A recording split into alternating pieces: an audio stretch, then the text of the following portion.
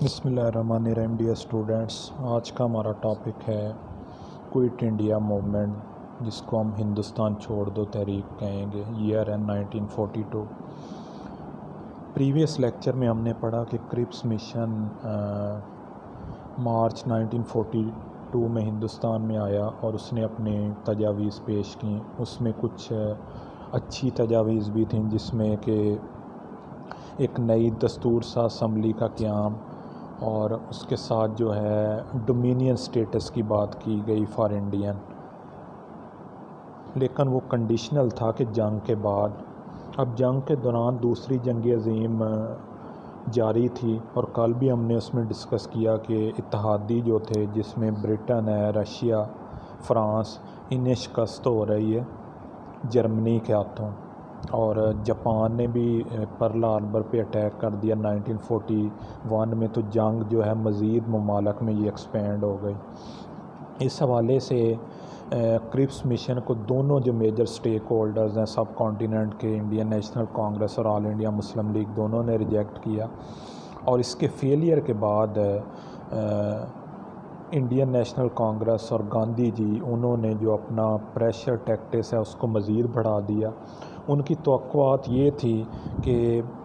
بہت جلد جو ہے اس جنگ میں برطانیہ کو شکست ہو جائے گی، کیونکہ جس طرح جاپان کو فتوحات حاصل ہو رہی تھی، اس کے بعد انہیں یقین ہو گیا کہ جو برطانیہ کو شکست ہوگی، اور بہت جلد جو ہے مستقبل ہندوستان کا وہ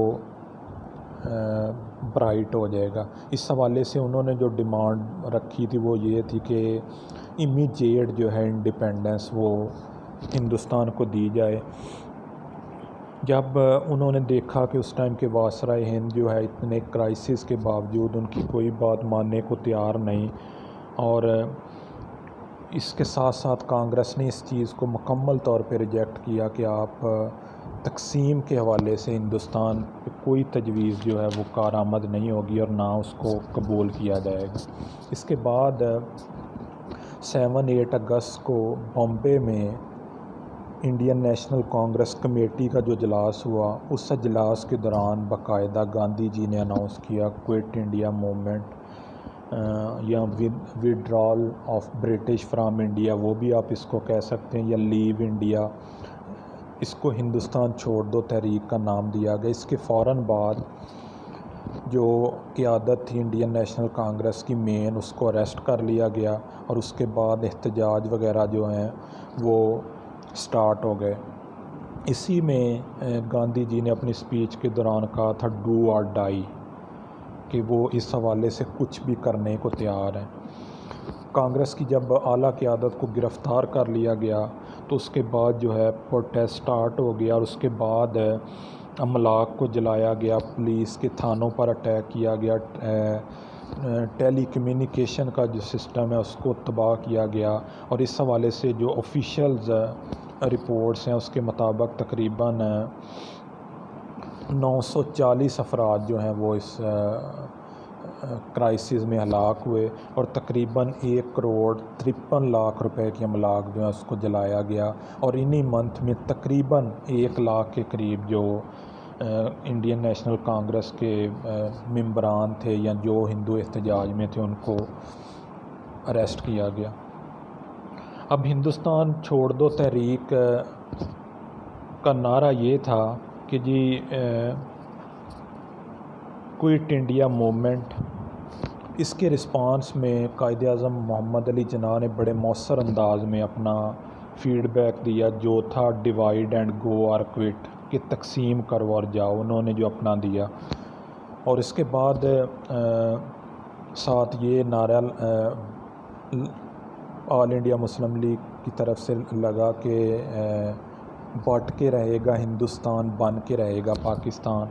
اور اس کے جواب میں جو کانگریس کے رضاکار ہیں انہوں نے یہ نعرہ لگایا جو مانگے گا پاکستان اس کو ملے گا قبرستان۔ تو اس طرح کے حالات دونوں سیاسی پارٹیز اور ان کے کارکنان کے درمیان مزید جو ہیں وہ پرتشدد ہوتے گئے۔ اب اس پہ جب ہم رسپانس جو دوسرے سٹیک ہولڈر ہیں سب کانٹیننٹ میں ان کا دیکھتے ہیں، تو جو ہندو محاسبہ ہے، جو نیشنلسٹ ہندو تھے، انہوں نے اس کو مکمل طور پہ بائیکاٹ کیا کوئٹ انڈیا موومنٹ کو۔ کمیونسٹ پارٹی آف انڈیا جو تھی اس نے اس کو مکمل طور پہ کوئٹ کیا، اس سے وہ دور رہے، اور آل انڈیا مسلم لیگ وہ تو پہلے ہی ان کا سٹینس جو تھا ان سے علیحدہ تھا، چونکہ آپ کو پچھلے لیکچرز میں بھی بتایا گیا کہ قرارداد پاکستان کے بعد جو اگلے 7 سال تھے اس میں برصغیر پاک و ہند کے جو مسلمان ہیں انہوں نے ایک سمت کا تعین کیا، اور وہ سمت یہ تھی کہ انہیں ہندوستان میں اپنی ایک آزاد علیحدہ مسلم ریاست چاہیے، اور اس حوالے سے جو بھی ڈائلاگ ہوگا ان کا پوائنٹ آف ویو جو ہے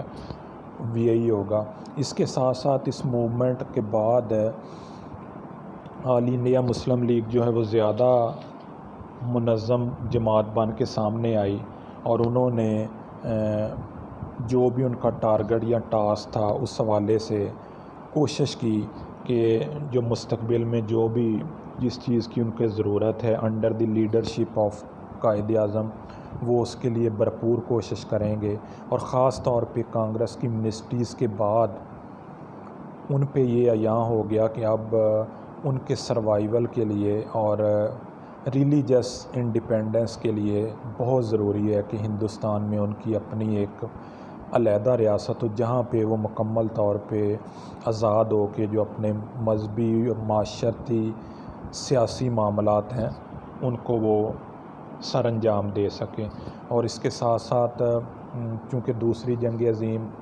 چل رہی تھی تو کانگریس کی یہ بھرپور کوشش تھی، خاص طور پہ گاندھی جی کی، کہ جب انہوں نے دیکھا کہ مختلف محاذوں پہ برٹش گورنمنٹ اور اتحادی جو ہیں انہیں شکست ہو رہی ہے تو کیوں نہ ہم اپنا پریشر جو ہے اس کو بڑھائیں، لیکن ان کی جتنی بھی اس حوالے سے اسیسمنٹ تھی یا تحریک تھی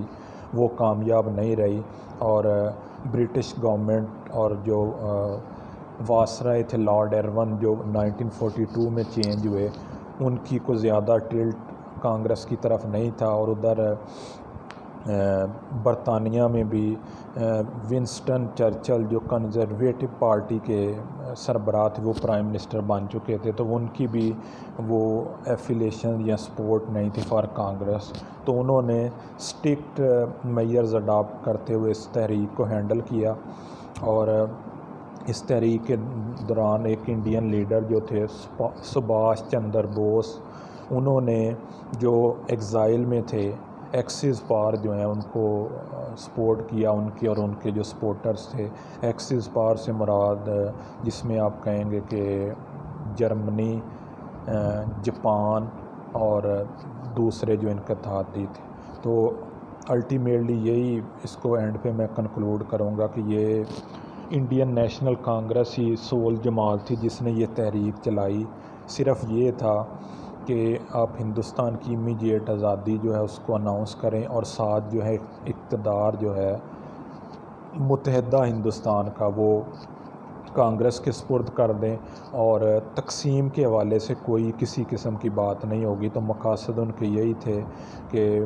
متحدہ ہندوستان کی آزادی جو ہے اس کے علمدار ہم ہوں، اور دو قومی نظریہ جو اس کو ہم ریجیکٹ کر دیں، اور مستقبل میں بھی جس طرح کانگریس کی وزارتوں میں مسلمانوں کے ساتھ ہوتا رہا ہے وہ ہم کریں۔